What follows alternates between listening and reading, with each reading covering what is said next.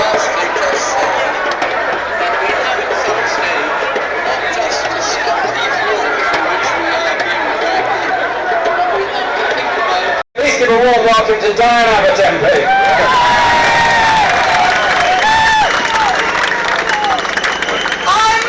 I'm here this evening to put beyond doubt my opposition to war with Syria. I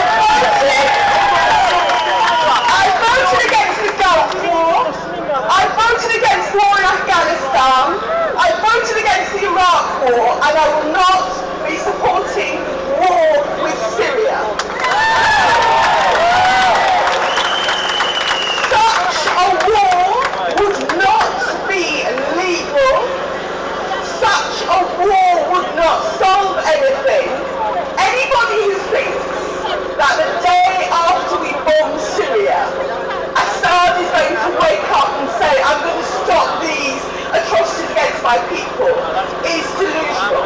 It will not be legal, it will not solve anything, and we run the risk of being embroiled in a civil war in Syria. Please welcome my great friend, Tariq Ali.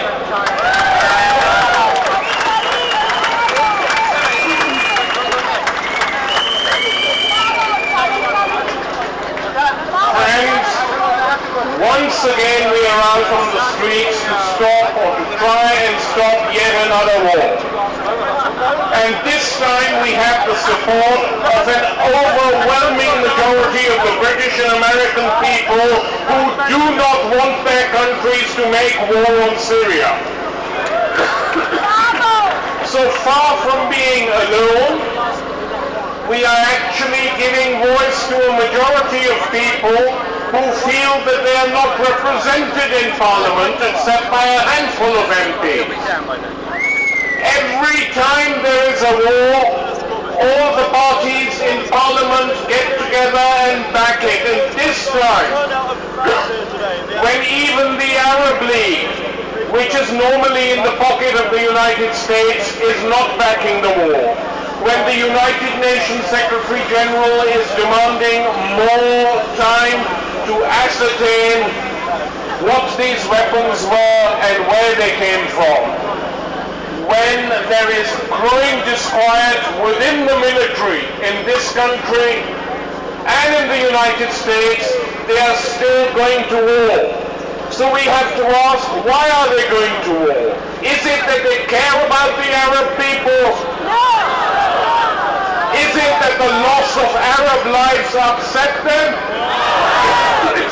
They are going to war to intervene in a civil war to make sure that the Syrian regime, which has been pushing its opponents back, doesn't get too powerful, and to show the people they are backing in the war, we've come to give you a bit of help so that the civil war continues endlessly and people carry on killing each other.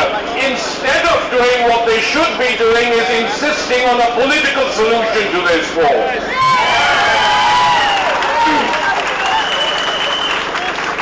And is it the case that the West is suddenly drawing red lines for chemical weapons? Who has used chemical weapons in the world? But go right back. Who has used nuclear weapons in this world? Only one country. Hiroshima and Nagasaki bombed when it was completely unnecessary.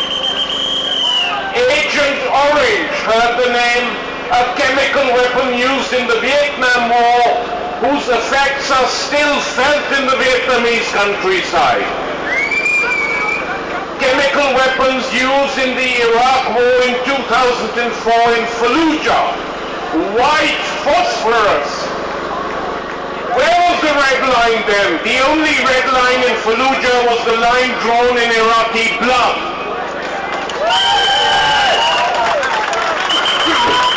So when they tell us this is why we are going in, it is a lie. because underneath this is a grand strategy to try and topple regimes which are not completely in their pockets, and the main regime they are targeting is Iran, because Iran supplies Hezbollah with weaponry which comes through Syria, and Hezbollah is the only organization in the Arab world which has fought the Israelis to a standstill. It is a criminal offense. Move out of the road, please.